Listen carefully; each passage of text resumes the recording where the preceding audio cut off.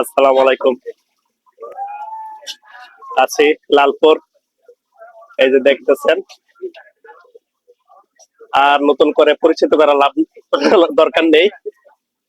কবির, মনির, মকসুদ, নাইম, কাউসার, বহুদিন পরে সবাই একসাথে লালপুর বাজারে একটু ঘোরাঘুরি এবং আড্ডা ভোজন করার জন্য আসলাম।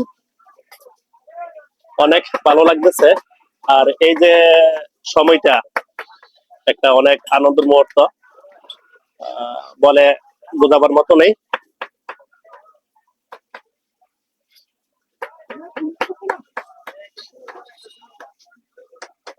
কবির, মনির, মকসুদ, নাইম আর হচ্ছে কাউসার, সবাই আমরা